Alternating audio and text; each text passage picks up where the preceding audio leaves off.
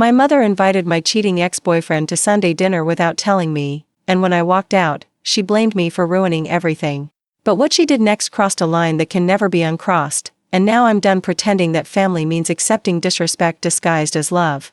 I'm Brooke, I'm 24 years old, and this is the story of how one dinner revealed that sometimes the people who are supposed to protect you are the ones who hurt you the most. Sunday dinners at my parents' house used to be my favorite tradition. Every week since I was little, we'd gather around the old oak dining table that my dad inherited from his grandmother. Mom would spend hours preparing her famous pot roast, and the smell would fill the entire house, making it feel warm and safe. These dinners were sacred, no phones, just family talking about our weeks, sharing stories, laughing until our sides hurt. Even after my younger brother Camden left for college and I moved into my own apartment downtown, we kept the tradition alive. Every Sunday at 6 sharp, we'd all be there, passing dishes and catching up on life. It was consistency in a world that often felt chaotic, especially as I navigated my early 20s trying to figure out career paths and relationships. Which brings me to Wyatt. I met Wyatt 2 years ago at a coffee shop near my apartment. I was working on my laptop when this guy at the next table started laughing at something on his phone, this full, genuine belly laugh that made everyone turn and smile. When he caught me looking, he walked over and showed me the video. "I'm Wyatt," he said, extending his hand with this crooked grin that made my stomach flutter.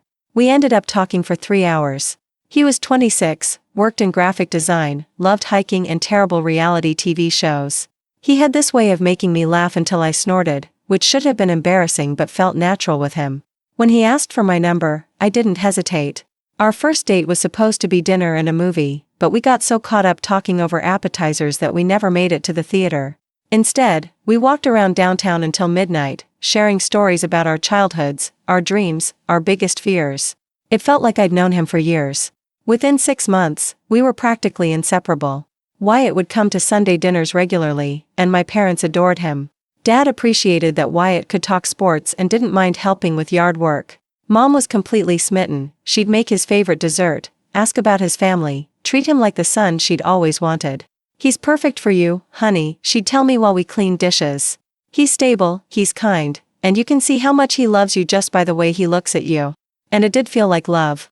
Wyatt remembered little things, how I liked my coffee, that I got anxious before big work presentations, that I always got cold in movie theaters. He'd show up with my favorite chocolate when I'd had a bad day, or suggest we stay in and watch Netflix when he could tell I was overwhelmed. We started talking about the future. Moving in together, maybe getting engaged next year, traveling to Europe for our honeymoon. My parents were invested in this future too. Mom would send me Pinterest boards of wedding ideas, just for inspiration. Dad would make comments about Wyatt being good husband material. For the first time in my life, everything felt like it was falling into place. I had a job I enjoyed, an apartment I loved, a family that supported me, and a relationship that felt like it might actually be the one. But then the small things started changing.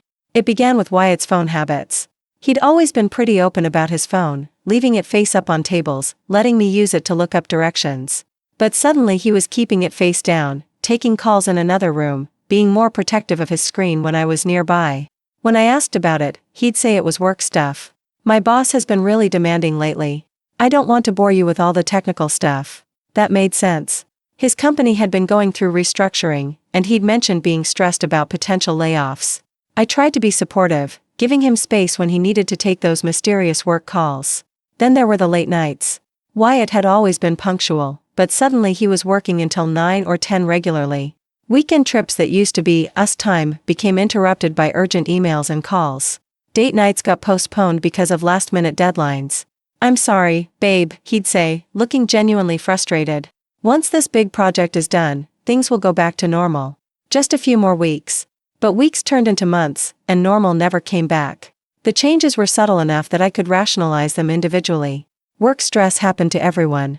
Relationships had natural ebbs and flows. I didn't want to be the needy girlfriend who couldn't handle her boyfriend having a demanding job. But there were other things too. He seemed less interested in our conversations, responding with when I told him about my day. He stopped suggesting we try new restaurants or plan weekend trips. The physical affection that had always come naturally felt forced and mechanical. During one Sunday dinner, Mom pulled me aside while Wyatt was outside with Dad. "Is everything okay with you too?" she asked. "You both seem a little distant lately." I felt defensive. "We're fine, Mom. Just busy with work stuff." I know, sweetheart, but relationships take effort to maintain. Sometimes when people get comfortable, they stop trying as hard. Maybe you could plan something special for him? Looking back, I realized she was already planting seeds. The idea that if something was wrong in my relationship, it must be because I wasn't doing enough to fix it. So I tried harder. I planned surprise date nights, brought him lunch at work, suggested weekend getaways. But every gesture felt like it bounced off him without making any real impact. He'd smile and say thank you, but there was something hollow behind his eyes. 3 months before everything fell apart, Wyatt started mentioning a new coworker named Tessa. It started innocently, stories about her joining their team, how she was bringing fresh ideas to projects. She's really creative, he'd say after long days. She has this way of looking at problems from different angles. It's refreshing. Then the stories became more frequent and detailed. Tessa had suggested this great lunch place. Tessa had this hilarious story about her weekend. Tessa had such interesting perspectives. I tried to ignore the uncomfortable feeling in my stomach. Coworkers became friends sometimes. I didn't want to be the jealous girlfriend who couldn't handle her boyfriend having female friends. But the discomfort grew when Wyatt started staying late more often, always on nights when he mentioned Tessa would be working late too. When weekend work calls became more frequent, and he'd come back from them energized in a way he hadn't been around me in months. I started paying more attention to his social media. Wyatt wasn't a big poster, but occasionally he'd share pictures from work events. That's when I first saw Tessa. She was pretty in an effortless way, long blonde hair, bright smile.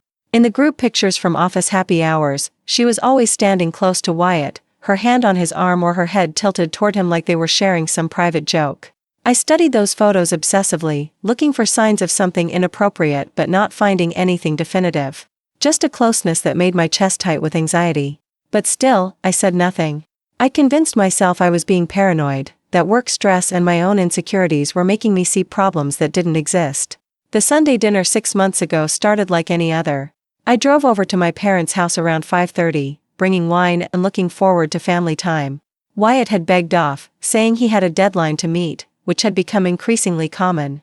He works too hard, Mom said as she set the table. You need to make sure he's taking care of himself. We had a nice dinner, and I helped Mom with dishes while Dad dozed in his recliner. For an hour, I felt relaxed, loved, part of something stable. I got home around 9 to find Wyatt on the couch with his laptop, supposedly working. He barely looked up when I came in. How was dinner? He asked absently. Good. Mom asked about you. He said, clearly not listening. The next morning, Wyatt was gone before I woke up. He'd left a note saying he had an early meeting and would probably be late again. I stared at his handwriting, trying to remember the last time we'd had a real conversation. That's when I made a decision that would change everything. I picked up his iPad from the nightstand, something he'd left behind in his rush. He'd never cared if I used it before, often asking me to look up movie times when his phone wasn't handy. I told myself I was just going to check the weather. But when I opened it, his Instagram was still logged in, and there at the top of his direct messages was Tessa's name. My hands were shaking as I clicked on the conversation. The messages went back months.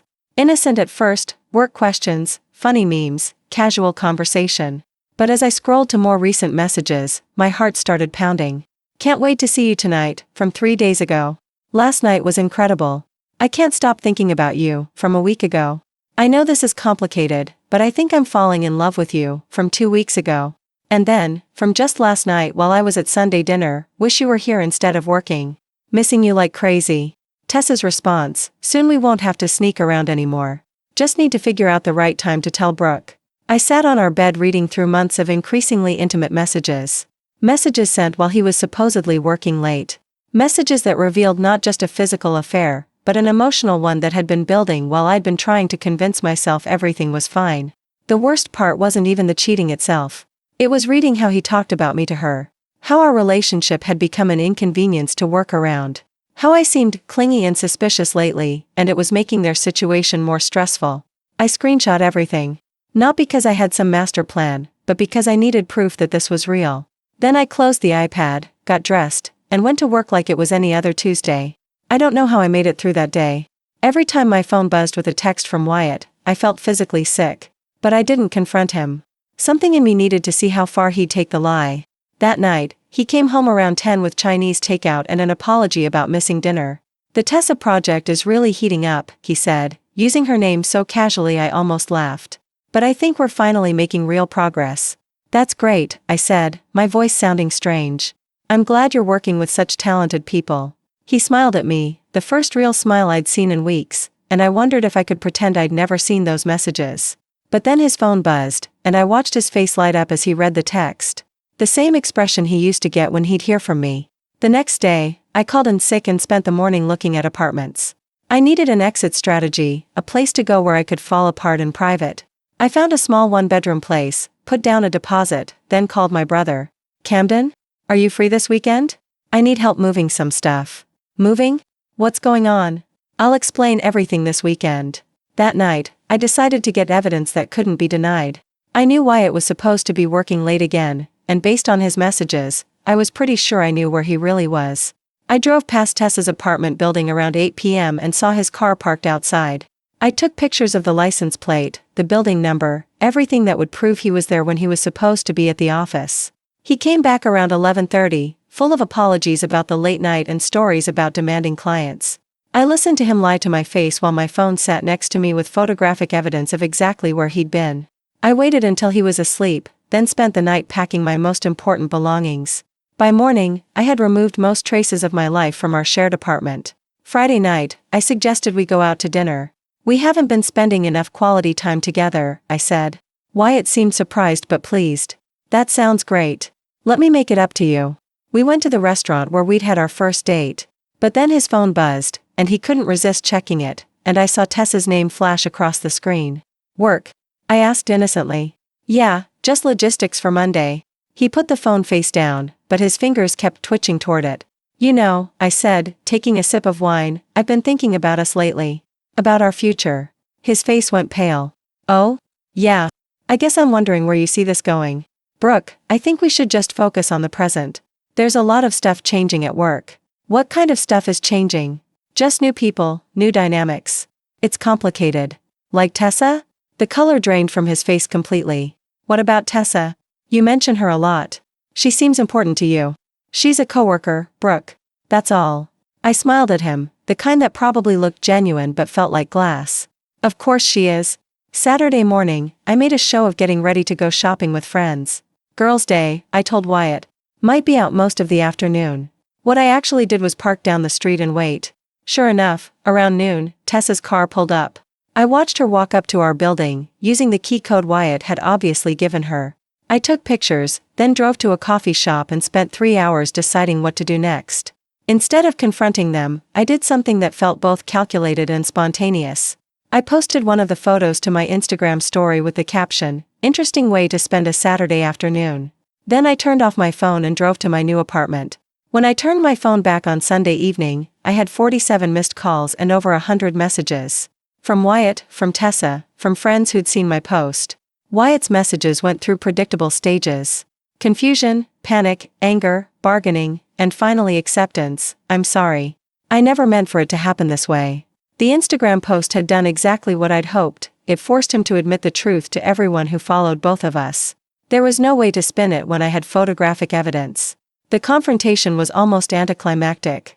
I went back Monday morning to get the last of my things. He was waiting, having taken the day off. Brooke, please. Can we just talk about this like adults? What's there to talk about, Wyatt? You've been cheating on me for months. You lied to my face, to my family, to everyone we know. It wasn't supposed to happen like this. I never meant to hurt you. But you did hurt me. Every day for months. Every time you chose to text her instead of talking to me. Every time you made me feel like I was asking for too much by wanting my boyfriend to actually want to spend time with me. He started crying. I know I messed up. But we can work through this. I don't want to work through it, Wyatt. I want to be with someone who doesn't have to work at being faithful to me. As I loaded the last box into my car, he came outside one more time. What am I supposed to tell people? Tell them the truth, I said. That you threw away a good relationship for someone who was willing to help you cheat. That night, I called my parents to explain what had happened. I expected support, sympathy, maybe some righteous anger on my behalf. What I got instead was my mother asking what I'd done to drive him to cheat. Honey, I'm not saying it's your fault, she said, but relationships are complicated. Sometimes when men feel neglected, they make poor choices. Mom, he was cheating on me for months. I know, sweetheart, but maybe this is a wake-up call. Maybe if you'd been more attentive to his needs, this never would have happened. I felt like she'd slapped me. Are you serious? I'm just saying it takes two people to make a relationship work, and two people to make it fail. Something must have changed. That conversation was 6 months ago. I thought it was the low point. I was wrong. Last Sunday, I drove to my parents' house feeling optimistic. It had been a good week, I'd gotten a promotion, felt settled in my new apartment, and had even been on promising dates with a guy named Marcus. I was ready to share positive updates for the first time in months. Mom greeted me with unusual enthusiasm, practically bouncing with excitement. I have a surprise for you tonight, she said. A surprise? What kind? You'll see. I think it's exactly what you need. I've been planning this for weeks. I figured it was something small, maybe my favorite dessert. We sat down for the meal, and everything seemed normal until the doorbell rang. Oh, Mom said, jumping up, that must be our guest. Guest? I looked at Dad and Camden, but they seemed confused too. I heard voices in the hallway, Mom's cheerful greeting, and then a deeper voice responding. A voice I recognized immediately. My blood turned to ice as Wyatt walked into the dining room, looking as shocked as I was. Surprise! Mom announced, beaming. I thought it was time for you two to work things out like adults. The room went silent. Dad's fork stopped halfway to his mouth. Camden's eyes went wide. And I felt like I was having an out-of-body experience. Mom, I said quietly, what did you do? I invited Wyatt to dinner. You two have been apart for months, and I think you've both had enough time to think. He seems genuinely sorry, and everyone deserves a second chance. Wyatt was frozen by the entrance. Mrs. Henderson, I don't think this is a good idea. Since you cheated on me with your coworker, I finished. Since you lied to me for months. Mom waved dismissively. Everyone makes mistakes, Brooke. What matters is learning from them. I stared at her in disbelief. You think cheating is just a mistake? I think you're both young and still figuring out relationships. Wyatt has been calling me regularly since your breakup. He's been going to therapy. He realizes what he lost. The betrayal hit like a physical blow. You've been talking to him? For 6 months? He needed someone to talk to. He was devastated. And honestly, I could see his side.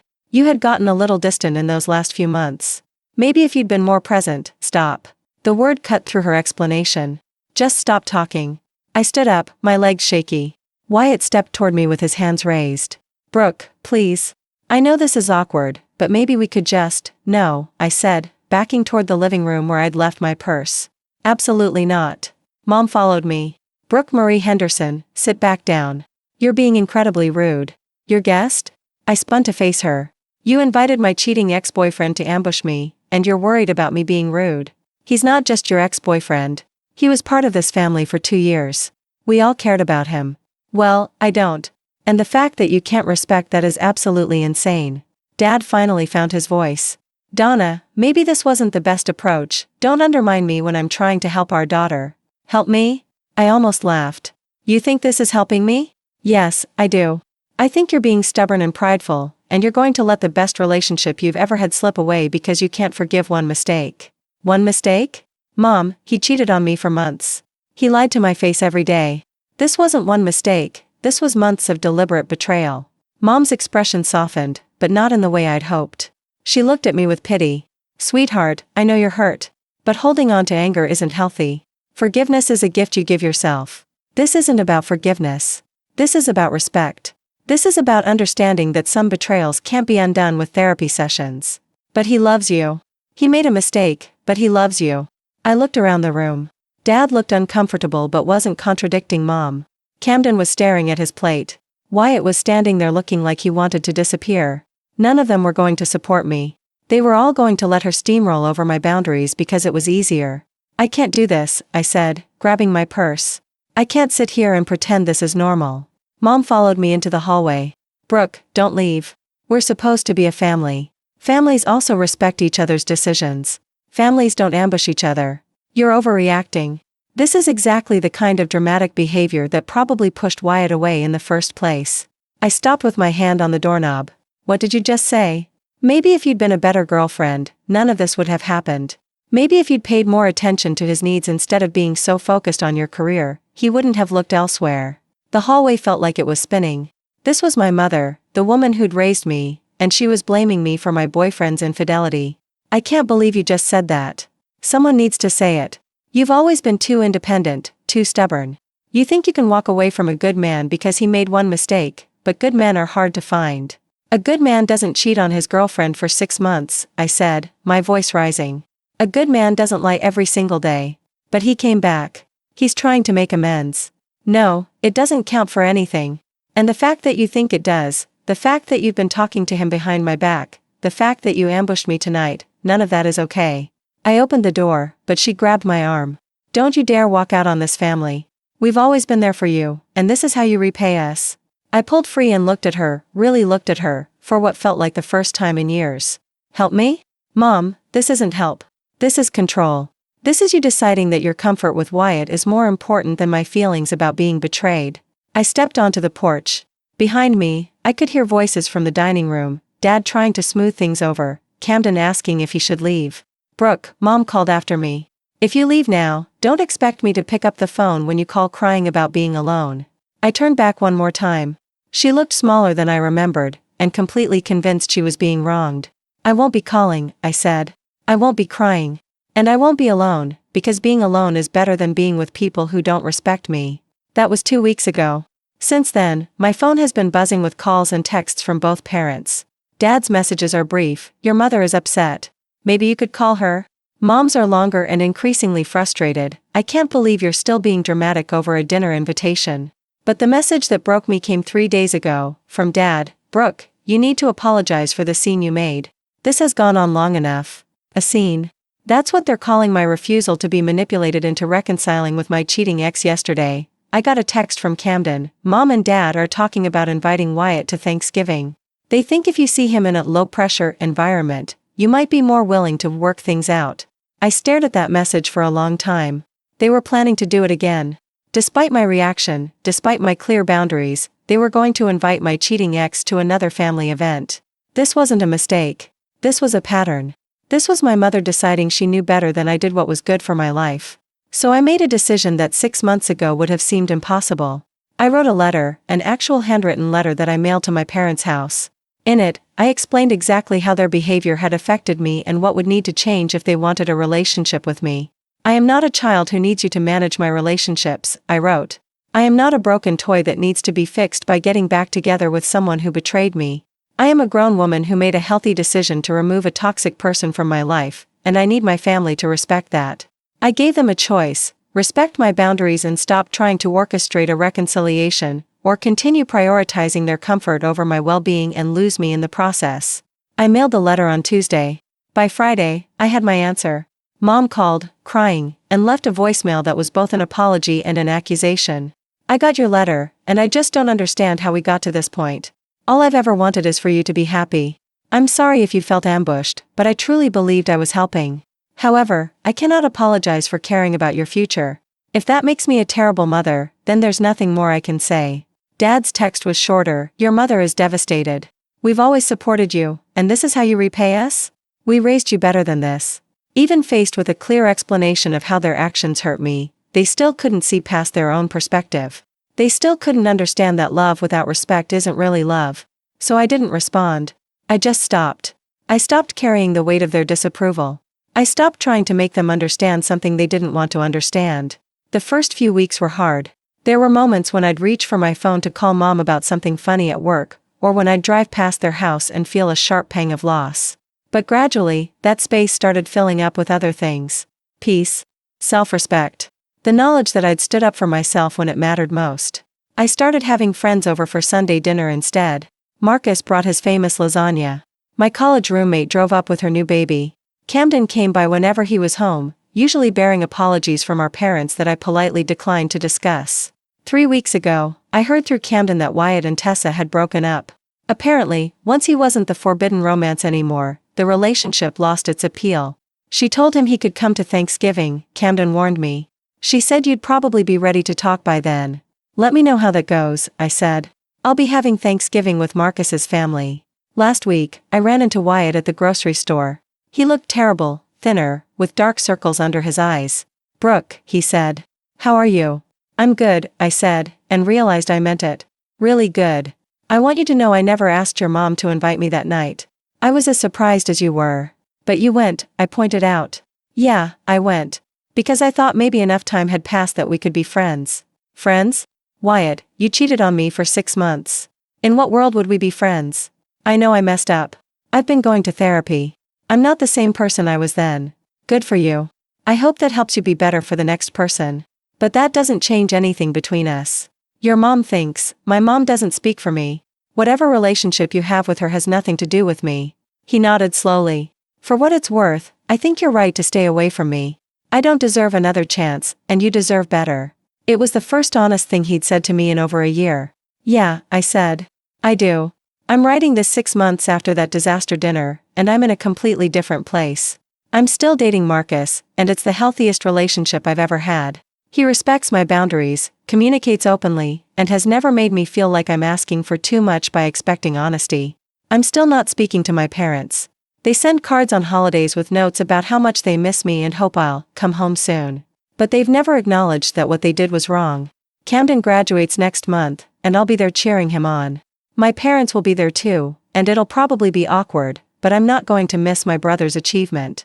The hardest part wasn't losing Wyatt. I'd already grieved that relationship. The hardest part was learning that my parents' love came with conditions. That their support was contingent on making choices they approved of. But I've also learned something valuable, that setting boundaries isn't mean or selfish.